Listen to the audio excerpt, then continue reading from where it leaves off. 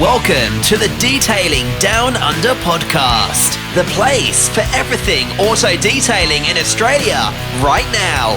Here's your host, Dale Guthrie.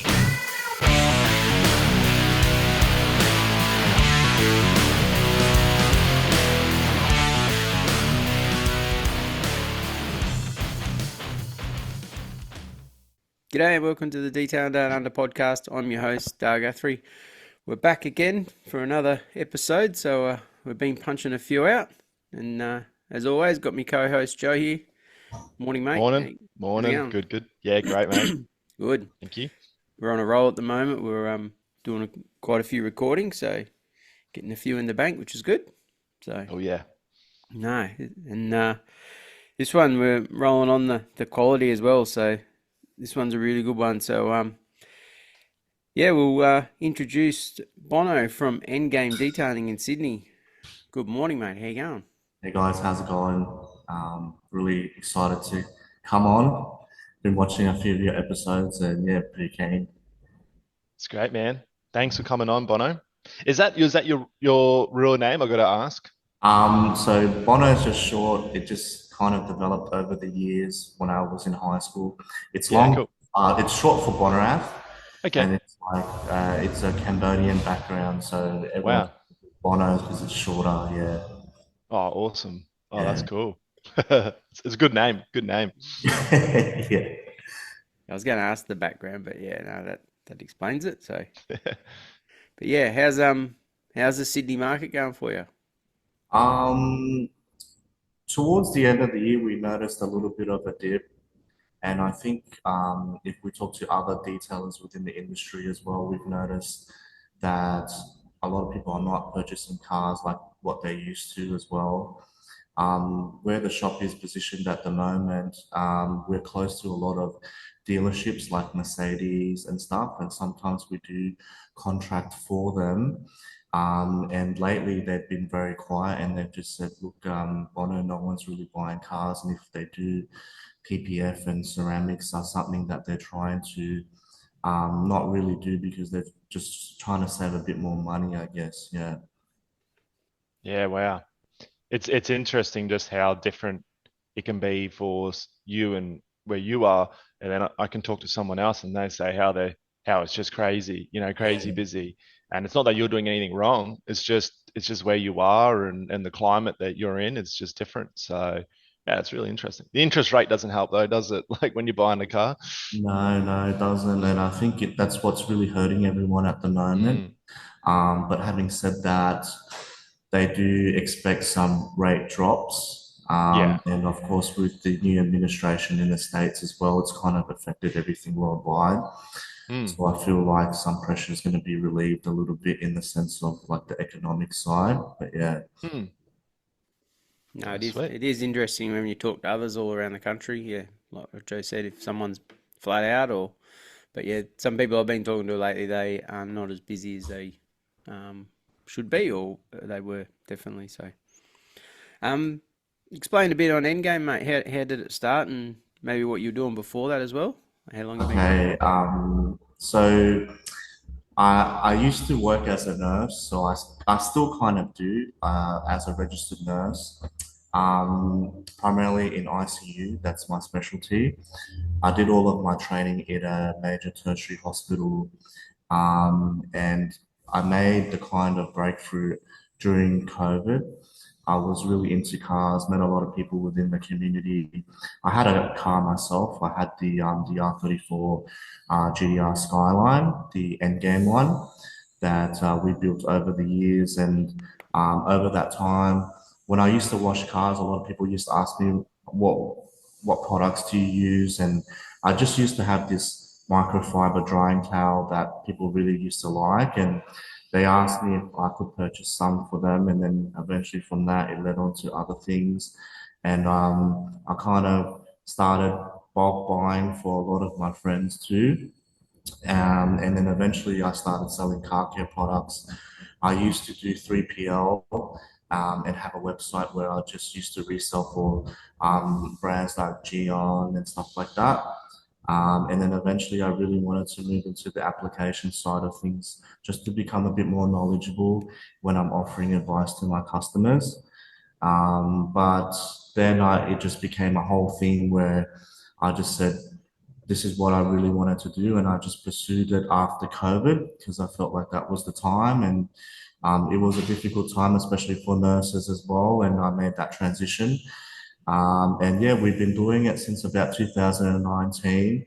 But this shop that we've just recently moved into we've only been here for over a year now. So this was kind of the biggest commitment that I've made in terms of walking down this path. Yeah, Wow. That's a cool start. Like you were selling car care yeah. stuff and and then you went into owning a detailing business. Like that's usually the other way around, you know? Then That's cool. we would like to start exploring that space again, but the application side has taken so much out of us at the moment. Hmm. And we still find that we are new to the industry and we're trying to learn as much as we can and give the best quality as possible. So we're primarily focusing on that at the moment. I'm just looking at your car, the Endgame. Yeah, Fire out, that looks legit. yeah, I just typed in Endgame Skyline and it came up.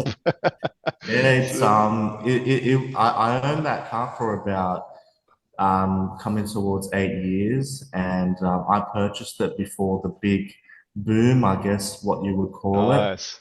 And yeah, and then overnight it just went up in price, and that was kind of just a bonus because I've always wanted the RV platform. Hmm. But having said that, over the years it's transitioned from a silver car to a midnight purple free. And that was one of the kind of the end goal or the end game for that car anyway. Yeah. So you sold it? We saw, yeah, I gave it to a company called Static, and they bought the car off me, and they did a giveaway based Oh, on that. wow. Yeah, so they had approached me about 2 years ago and they said, "What would you want for the car?" And I said, "X amount." And they never said anything. And they went away and they came back and they go, "Okay, done." And things just moved fast from there. And yeah, I think the giveaway went for about 6 weeks, and that was it. And the winner wanted the car, and I haven't seen it since. Wow. Yeah, he didn't choose the cash option. So, Well, yeah, that's cool. yeah. Was that something that you wanted to sell to put the money back in the business? That was the Correct. plan? Yeah. I Yep. just felt like because I was working from home in just a small garage, and this was what I always wanted to do. It's always been my dream.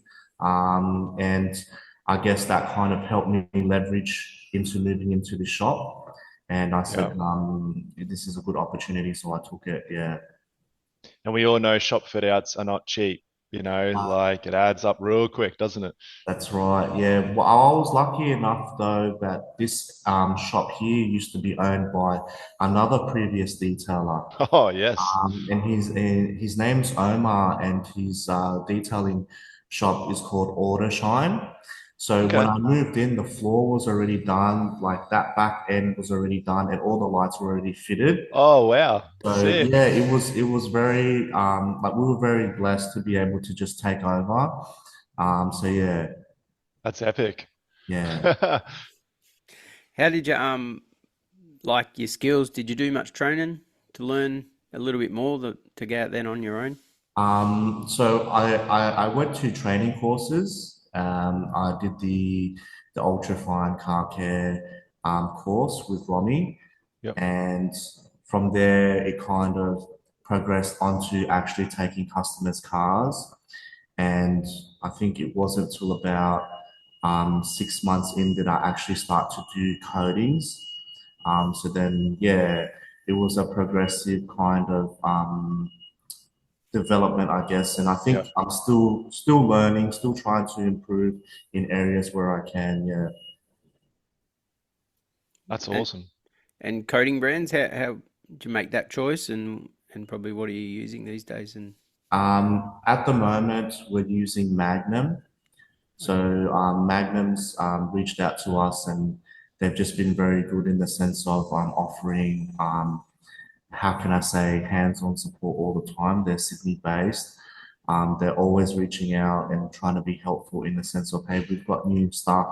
Can you please test it for us? Or we've got this, and they've got like a delivery system where if you're very in an emergency, they're always coming up and delivering it to us if we're in need, because coatings can run out very quickly.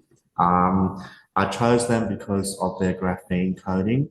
I think the market now is moving into that kind of area, and we picked them because they were offering over 5 years, Yep. and the prices were reasonable. The bottles were coming in 50 mils.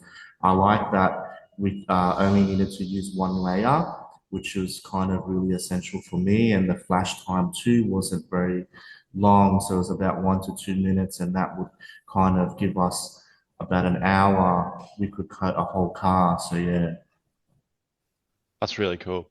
yeah, It's like I feel like you've made more of a business decision about it too. yeah. Like how it works well for how you do your systems and how, efficiently you want to get jobs done and stuff like that. Because some people like having a car in their shop for 2 days and code it, bake it, let it, sit. But for me personally, similar to you, I'm like, man, I just want to get the car coded, done, and keep it for a bit longer or overnight, then customer Yeah. can take it, That's cool, Um, man.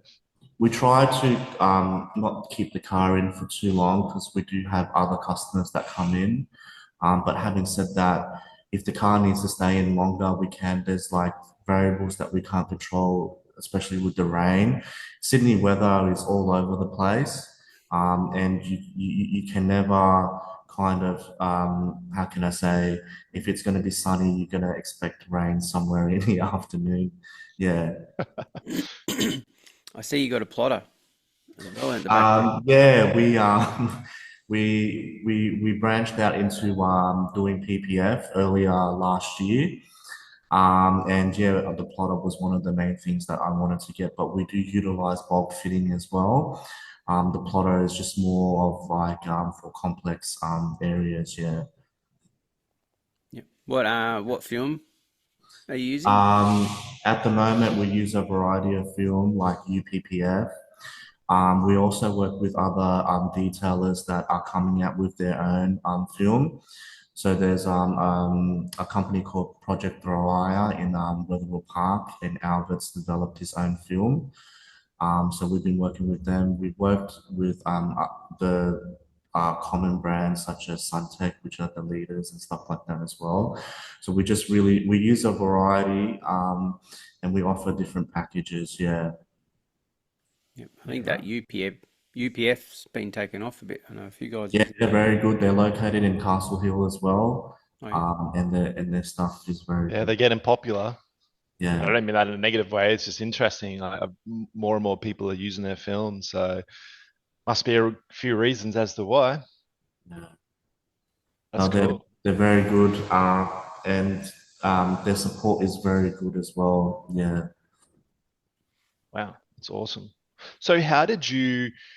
So you're a nurse, and then you're doing some car care retail on the side, like selling products, and then you went to detailing shop. How did you get your business started? Like, what was your think back? What were your first customers like? How were you getting them? You know what I mean? My first customers were basically just friends. I was gonna say, was it your mum? We've all Um, been there. We've all Yeah, been there. well, I mean, family is always very supportive, and I'm very Yeah, yeah. blessed to have such a supportive family. And yeah, just word just got around, and people were like, "Oh, check this out." And I think at that time, the hydrophobic thing was a very new thing coming onto the market, and people were always like, "Oh, check that out! It just beats off the Mm, car." And then products such as drying towels were coming in, like the twist loop drying yeah. towels and stuff. So how I started off was I would just purchase one or two of these products, and I'll just use them myself. I was posting a lot of it on my Instagram. So I've got two Instagram pages. The Endgame Collection one is really the one that I kind of trialed and tested all of the different stuff. Um, and then eventually it just came based off referrals. Um, and I said, oh, I could actually kind of make some money out of this, I guess. We created a website, and on there, people could just buy, and that's how I send out products. And from there, it's moved into something bigger. I started to get approached by different brands asking if I would be like happy to work with their resale program. Yeah. And yeah, it was a whole world in itself. And I did find it challenging, particularly still working as a nurse as well. So I Mm. thought doing 3PL would help me, but it was just another kind of thing that added to the expense, I guess. And then in the end, when COVID came in as well, we had a lot of supply shortages, Yes. and there was a lot of how can I say, courier Yeah. issues as well. And from there, I was like, I don't know if I can be sustainable if I use this business method. And it was just an unprecedented time where I found that if I was to focus on application, the customers would be physical all the time. I wouldn't have to always worry about shipping something out and then maybe the customer not receiving that product. Yeah. And yeah, and then from there, I just started to pursue just doing small car washes, all the way to working on small correction jobs to coatings. Yeah. And then eventually, when I found that I was picking up one or two to three jobs a week, that was when I was like, I can't keep doing this from home anymore. Yeah. Is your home far away from your shop now? About 10 minutes away. So it's Oh, actually, that's awesome. really, So good. yeah. How did you go with the moving away from your house into a shop? Like, any Yeah. challenges with that? And obviously, it's probably a lot better space now, separating it. I think the first thing was it was just so scary moving from home into the space because now you have this large expense that you have to come up with every month. So I put myself under that pressure to kind of make that quota, I guess, how we would call it. And I was so stressed about filling the space. But it wasn't about Mm. till about 2 to 3 months that the spaces started to fill. And then I got stressed about how I'm going to get these jobs out. So I think it was more so of because I'm only new to the industry and I have a small team, I have someone that works with me full time and I do contract out to other detailers as well. Um, the busier I got, the more expenses were going out. Yeah. So I had to find a fine line between getting in a certain amount of customers and also putting out the quality as well. Because I find that when I was just smashing out all these cars, the quality would start to compromise a little bit. Yeah. So I had to come back and take a step back and go, this is all I need to do in that week to meet my quota and to give the quality to my customers.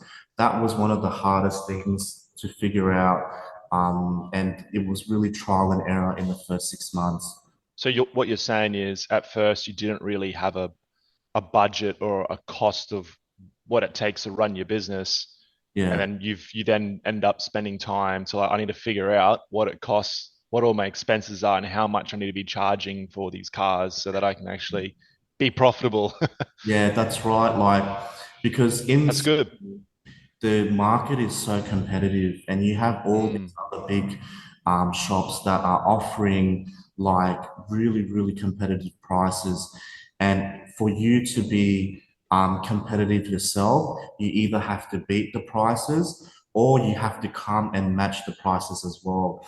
And if you're doing that for a long time and customers are coming to you, you're going to find yourself in a position where can I be sustainable giving out the same prices? Mm. And that was one of the most difficult things. Like I can always raise the prices, but then I'll lose some of my retention as well. And I didn't want to do that to my existing customers. Yeah. So I have noticed though on your socials that you've done some good educational videos where you're showing people that you're not just a car wash shop, that Yeah. you actually know what you're talking about and you care about the end result. And this is why we do things that we do. Surely that has some good cut through that people will bring their car to you because they've seen your videos and they're Yeah. like, this Bono guy, he knows what he's talking about. I want to take my car to him because a lot of big shops aren't doing that. They just post, look how amazing we are, look at all the cars we got, but you know nothing about the process. And people, I believe, people, my experiences are that people want to be involved with the process. How have you found that? Yeah, so we did find like a lot of people didn't know what paint correction was. They didn't know what ceramic coating like is. Yep. What It's exactly to magic. It's do. magic. And they didn't know that they had to take constant care of it, otherwise it Mm, deteriorates and it's not prone to getting scratched and stuff like, sorry, like all these things can come back. yeah. And so, yeah, a lot of the time I wanted to kind of just, I guess, like what you said, educate the customers. And I feel like they do appreciate that a lot more and they have a better understanding. And sometimes I will get questions such as, do you think it's worthwhile for me to coat my car?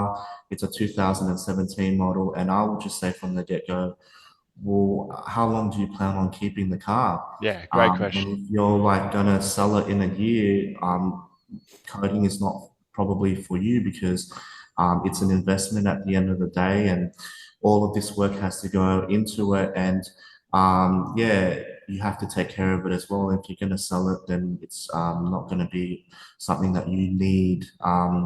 So that's what I always try to tell my customers as well.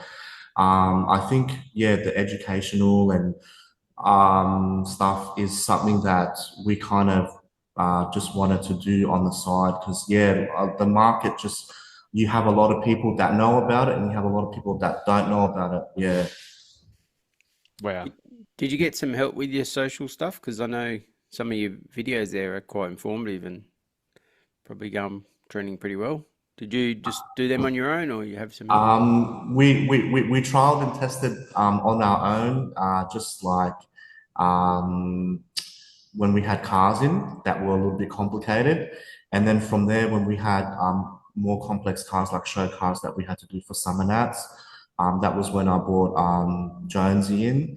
And he was the guy that kind of took the content to the next level. Like a And videographer? yeah, yeah, Yeah, great. yeah, he put all of the that content out, and it was really good. And what we kind of do is I'll get him in for 1 week, broken Great. up into a few days, and we just do short reels that we can just keep Yeah. using. And I find that it's the nice, quick stuff on Instagram that really captures what people want to see.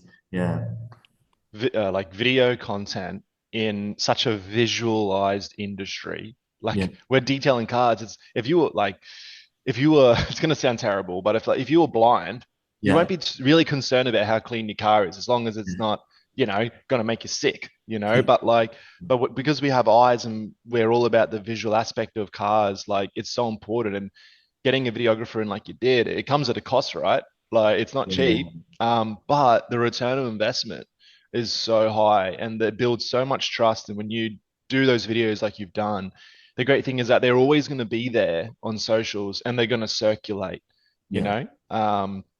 And I had that with some of my videos. I did like a Mythbuster series about ceramic coatings, and they were circulating on Instagram, but people were putting their own audio over it.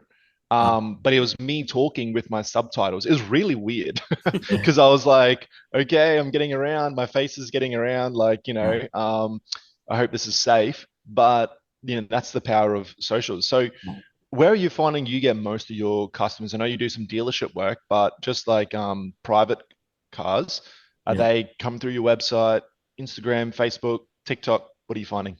I'm mainly just using Instagram. Yeah, My Facebook has no traction whatsoever and it sucks. I don't know why. I need to really work on Facebook. The other thing would be Google. I get a lot of phone calls and walk-ins from Google. It's helped a lot. great.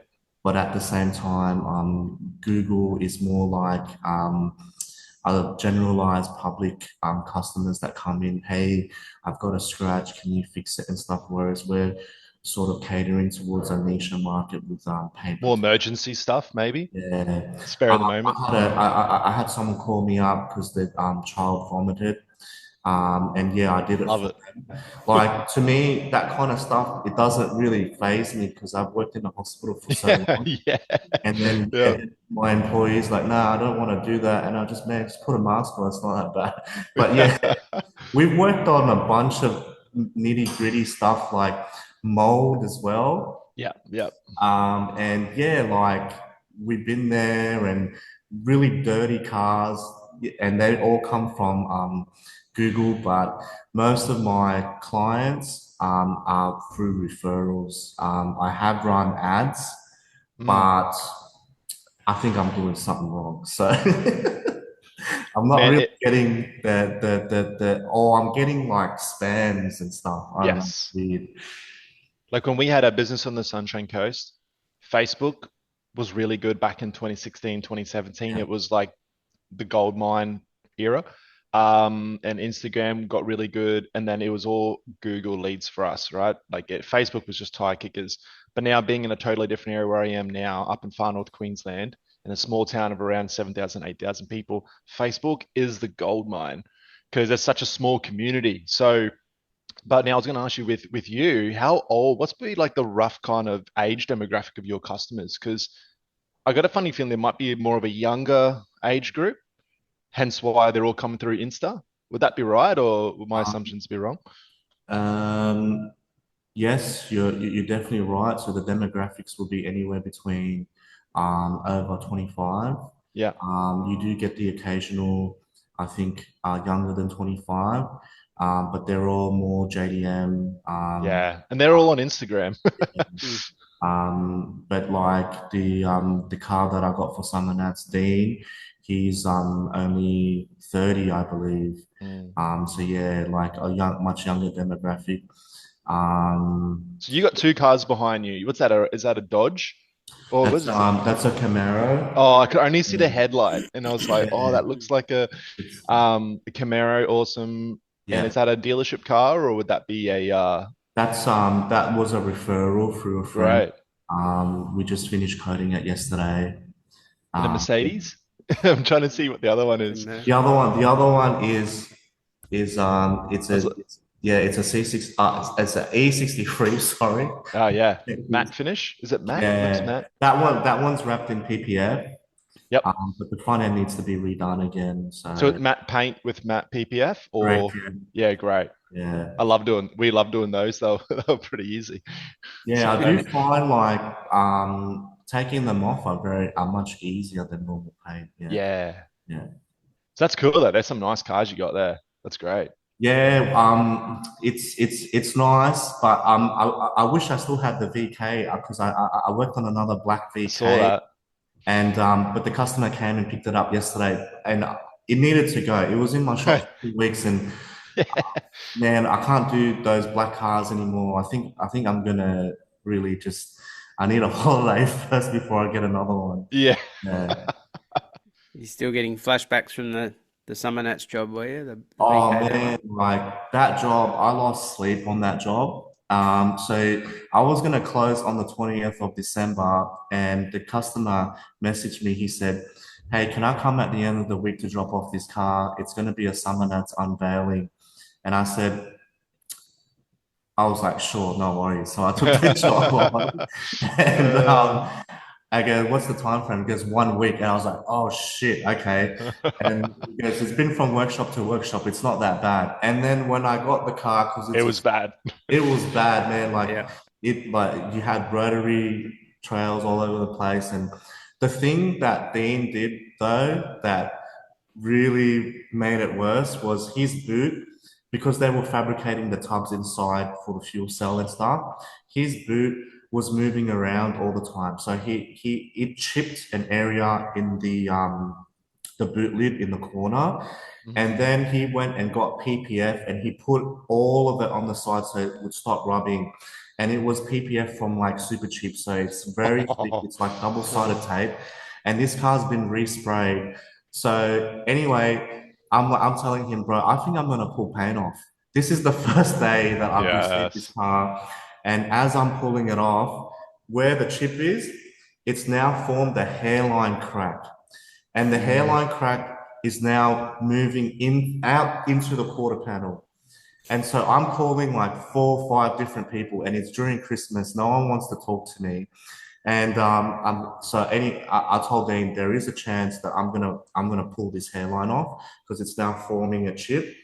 And anyway, I was able to not do that, but it just kept flapping the whole way. And I'm like, the only way for me to fix this issue is for me to put PPF on it now. But if you take it off, the moment you take it off, you're gonna have to respray this whole panel. And he was like, Black yeah, PPF. You just want to get yeah. black PPF. Oh man, that was one of the things. And because these cars have been put together last Yeah. minute, nothing's tight. The car's not mechanically sound yet. It looks great, but when you tighten the bolts and the screws, they cause marks because it's a black car. So nothing's tight. So the pulley was falling off, like shit was falling apart while it was moving around in the shop. And the customer came and was putting it together. It was a nightmare, like, but we got there in the end. And I'm sure you weren't billing by the hour when you're going through all that pain. Like, Um, Look, I I gave hope it, you did. right? But like it was something that I've always wanted to do. Yeah. I've been to a Motorex show last year, and I said, man, the quality of workmanship in this hall, it's something that I've always wanted to be part of. Yeah. And that's why I started detailing in the first place. So when I took the job on, I gave him a fixed rate. I even went down to Summernats to prep the car for him as well. And I didn't charge him for any of that. It was just something that I just wanted to be part of. But now that we've got kind of that experience, it will be something that we will be charging a little bit more. But yeah, it's more like for the love of the job. Yeah. Yeah, yeah, totally. And like you said, the experience you learn from that, of doing that type of car, dealing with that type of customer as well, Yeah. and understanding the like just the legalities of what it's like to work with someone who has Yeah. a car like that. Yeah. It's very different to working on a Mercedes, Yeah. like those things aren't falling apart. But that also is just a good ticked off the bucket list kind of thing too, right? Yeah. Like, especially when you're so passionate about it, you got to do a few love jobs like that. Yeah, it was well, we ended up picking up a lot of exposure from that. Yeah, it's And we powerful. got invited to MotorX as well. And your content is great about it too. Like the Yeah, videos, it's sweet. we were able to just capitalize on that. And yeah, it was good. That's awesome, man. How do you go with employees? You've obviously got a couple there, or how many you running? So I have one full-time worker with me at the moment. Yep. And it is difficult. It's another kind of expense that I have to make sure I come up with at the end of the month. But definitely very challenging. But also like with my employee, it's helped me a ton too because when I'm not at the shop, they're at the shop, they're opening up, they're closing, things like that. We're at a level now where I can just say, hey man, can you work on this car? And I can trust him to put out the quality as Mm, well. And I can turn away and concentrate on something else. It's been definitely very good in that sense. Yeah. Are no, you that's good. are you planning on getting any more, or you sort of that's sort of where the At workload this is at the stage, moment? no. I feel like if my business was to scale a bit further, something would compromise. And right now, I'm just kind of consolidating with this business structure that I have. If I do get another employee, I would have to probably look at getting a bigger shop. Right now, our workspace environment is probably 3 cars at once, but that's tight. 2 cars is comfortable, but any more than that, then I have to get a bigger shop. we are facing like a complex issue where if I do PPF, then we can only do PPF in the shop, and that's Yeah. a downtime of at least 1 week. So we have to make sure that that car gets done because we can't be doing ceramics at the same time. So those are kind of like my um, what's kind of my barriers at the moment that I Yeah. yeah. And they can be pretty hard barriers to work through too, because are you still doing nursing? Like, every now and Um, again? Occasionally they'll give me a call like on the weekend, Yeah. You're and back up. yeah, and then I say yes, and you know what, like when I quit the job, I was like, man, I'm so happy I quit this job. I'm never coming back. And then sometimes I'm like, I go do the job at the hospital, and it's great. Like you Yeah. get to talk to friends, colleagues, get to go on breaks. Like they give you Yes. breaks. Yeah, and you get paid for it. Yeah, that's right. And you get to go to like, you have coffee on your break. Someone is relieving you, and then when you go home, that's it. It's done. You Yes. don't have to, Yeah. but yeah, I still do pick up casual shifts only just to maintain my skills. Because Yeah. yeah, I work with Minimum requirement sort of thing. yeah, I think the minimum requirement is 3 months, one shift every 3 months. But I do a little bit more than that because things are always changing in the hospital and I do work with like ventilators and stuff. So yeah, I just want to say, like, not to sound corny or cliche, but people like you who are still, wanting to be a nurse, like we wouldn't survive without you. So thanks for what you do, especially yeah, through COVID and all that. Like when yeah, you have to go to hospital, you got a family member in hospital. It's like a reality check of like, man, thank God for these nurses who are just so yeah. selfless. And yeah, so that's cool, man. It's Appreciate it. and I'm sure a lot of that has carried into your detailing business, like Yeah, just what you've learned from there. yeah. I think the educational side of things has definitely carried over. Mm, So yeah, like I always kind of use that structure of teaching with what I learned in the medical field, and I've applied it onto this as well because I'm constantly teaching my employees and stuff like that because yeah. sometimes we encounter things, and then I learn. Yeah, so yeah. Awesome. And where do you wash your cars? Like, do you just wash them out the front on the other side? Yeah, like if a certain time of the day there's enough shade, and we'll wash them outside. But if it's raining, we can wash them inside here. There's a nice bay just around here where we Cool. can wash them. So yeah, That's awesome, man. That's really So, cool. what's the plans going forward with the business for growth and stuff for you? Continuing um, what you do? yeah, just basically retaining customers, keeping them happy, trying to offer still very good quality, and I hope to take on more of those summer nats jobs. And my lease here is ending in about a year's time, in which I will probably try to look for a bigger space. And then at that point, ideally, more PPF, more ceramics, maybe one more employee, and yeah, just kind of keeping it at that small business structure. Yeah, Are you using a CRM at the moment, like something for your bookings and re yeah. I use Zero, and I have an Zero? account Yeah. now. I learned the hard way. I thought I could do it myself. Oh yeah, I ended up being late all the time, and I got yeah. penalized, and then recently I had to get a new accountant to fix like my last quarter, and it cost me so much money. So now he just does the whole year, and Cool. it's been good. It's one less thing to worry about. So You yeah. got to do that. Hey, like, yeah, I Oh learnt the hard way as well, man. And it comes at a cost. And then when you're always behind, it's like you feel like you can never get on top of it. yeah, And yeah, so that's good. It's good you did that. yeah. Do you have any hard customers? I know Oh we yeah. always talk We about like to call them the Karens. Karens. Oh man, yeah. Like, look, I've had a bunch of people kind of give me a little bit of a hard time. I fully understand where they're coming from at the end of the day because we are offering a service.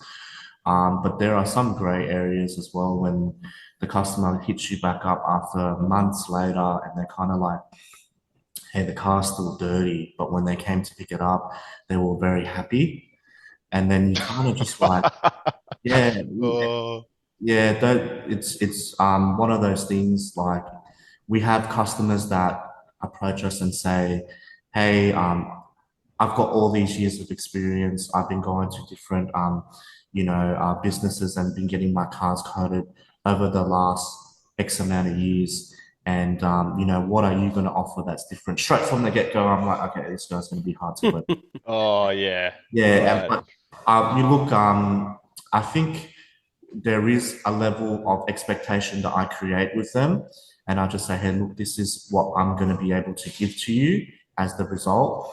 And in the end, we end up always shaking hands and it's always good. And customers that are unhappy, I'll just say, hey, man, just bring it back.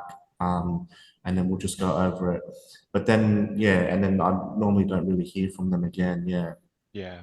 Yeah, I find like when a customer's first uh, you know, discussion with you is purely about price, then they're not really too interested in the details about what you do, Yeah. or what your ethics are and stuff like that. It's just purely price, and like that person who said they've been around, they've shopped around. Well, they're a serial detail hopper, like they're just going to Yeah. use you and then they'll go to someone else, for the Yeah. for the latest and greatest. So Yeah. I yeah, think and it takes a while to learn that, hey, to pick up on that.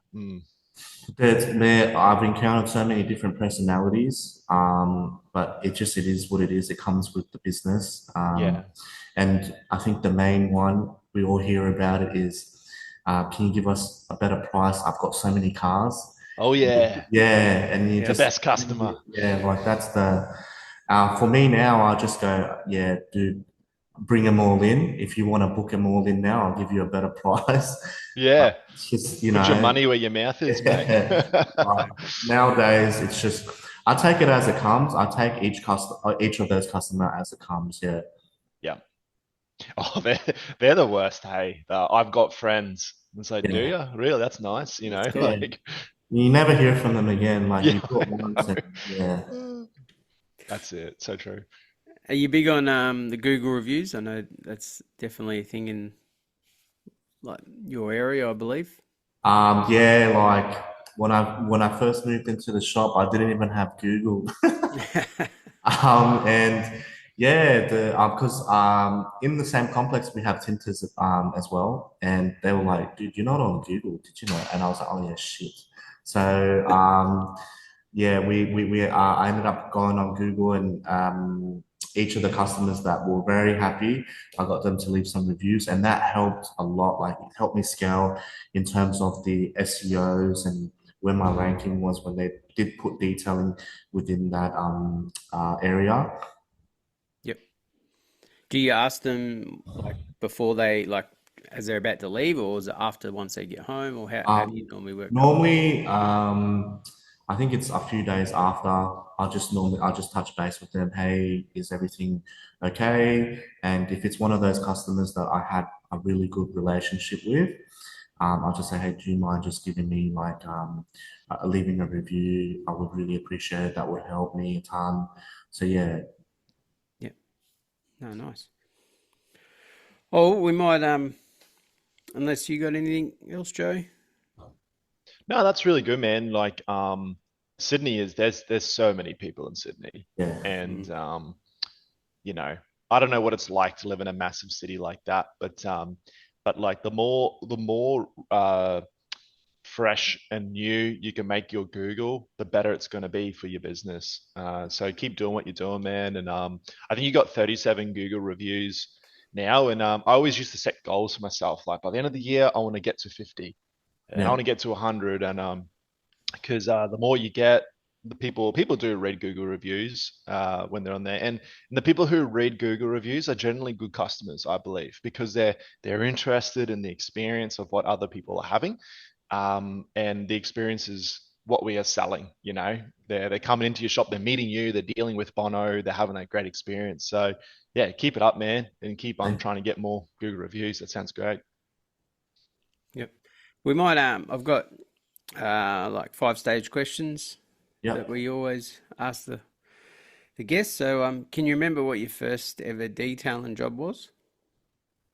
Yes, it was a Evo AMR, and it's silver. And I didn't know that you have to use a different sort of certain lighting to see the imperfections. So for lighter cars, you think you're doing a great job, and then you put it in the sun and you still see the defects. So I learned the hard way. Um, and yeah, what happened was with that car, I burnt through the paint as well in the pillar. Oh, So those old JDM pillars are prone to just getting really dull, and I ran Yeah. a quick pad over it, and I burnt through. It was one of those things that happened, and the customer knew about it. But when I flipped the car on the other side, there was already burn through there anyway. So I was like, oh, okay, well, someone's been here before as well. Yeah, yeah. You just put the cherry on top for them. Yeah. That's a bummer. didn't feel as bad then. They got super thin paint too, hey? A lot of Yeah. those Oh, Evos and stuff. Yep. Wow. Do you ever, or you probably sold it now, your dream car, do you ever? um, I have a few dream cars. Yep. I'm sure we all got, a few. But yeah, the 34 GTI was definitely up there. But the way it was built too was also something that I've always wanted to have. So yeah, that was one of my dream cars. Midnight Purple 3 and having the whole Z-trim front end as well. That was something that was very nice to have at a period of time. Yeah. Yep. So all that JDM style, that's what you're into? Yeah, JDM at heart, but I don't mind a V8. Yeah, V8s. You'll be surprised as well. I've been looking at a lot of blown motors lately, Oh, supercharged motors and stuff like that. Just really cool, very different platform altogether from JDM. And it's just being at Summernats and being around the cars, those kind of cars for a while, you kind of get interested and start to see why people like them so much as well. Yeah. Yeah, nice. awesome. Do you have a favorite tool or a detailing product that you like? Um, yes, yes, I do. I like Sonex's Perfect Finish. It's like an all-rounder for me, particularly for solid black cars. It always gives a very good finish. But Nice. I find that if I'm going mobile somewhere and I need to fix anything on a car, I can just hand polish some Sonex to fix stuff. High spots as well. It's kind of like an all-purpose thing for me at the Yeah, moment that yeah. I use in my arsenal. So yeah, it's not too invasive and it gets the job done. Would you use that as like uh, if you're just coding a brand new, whatever, Mazda 3, would you use that before coding it? No, No? Okay, cool. yeah, yeah. Um, no, I wouldn't. Yeah. No, it's very popular. Perfect Finish. It's been around for a while. So, a tip for a detailer starting out. Uh, probably um, focus on what you got in terms of the how the car came in with. Every car is going to be different. If you've got a very old car and there's a lot of defects, the results that you're going to put out are always going to differ from another person because they may have started from a different stage. So don't be too hard on yourself and compare to what social media is always outputting because the quality on social media is constantly, you can manipulate it all the time to make it look good. Always use a scan group to back up your results because that's what's going to show the imperfections and show the customer to what you've done in terms of what the car came in with and what you've been able to achieve. And if you've been able to achieve at least a 50% difference, then you're doing well, because a lot of the time, social media is going to put out, I fixed this scratch doing this or doing that. And then, like they're not really showing that to get to somewhere, it actually takes a lot of time. And yeah, it's not a quick fix. Yeah, no, good answer. So true. And your interests outside of detailing, if you got time. Cars. I enjoy going out, like just hanging out with friends, catching up. And yeah, going to the gym. I'm more of like a very antisocial person at the moment. So when I do hang out with friends, I just want to hang out with friends. I don't really want to meet anyone because I've been dealing with customers all day. So it's just like that kind of thing. But yeah, like I'm very simple now. Nothing really too extravagant, I guess. I would like to do a bit more traveling, but that's it. Yeah. Yeah. No, nice. Awesome. Well, that's about it, mate. We've covered a fair bit, so that's been good. Awesome to have you on. So, Appreciate it. Thank you. Where can we find you, mate? Sorry, what was that? Where can we find you? How do we find you? On Instagram, Yep. follow me on Endgame Detailing, and I'm always on there. Or you can find me on Endgame Collection. I'm always sharing, or in between the two platforms. Yeah. Yeah, so all the listeners jump on, follow Bono, check out his videos, see his awesome content he's got there. It's really, really cool. So it's good to get out and get to meet new detailers and support each other. absolutely. And cool looking shop, so that's one thing I'm always looking at. So you done well, mate. So Thank you. all right, guys, we'll wrap it up, and thanks for that. Thanks, Bono. Thank you. Cheers, Joe. Thanks, mate. Thanks, everyone. All right. Cheers, guys. Bye. That was another episode of the Detailing Down Under podcast. Subscribe now for everything auto detailing in Australia.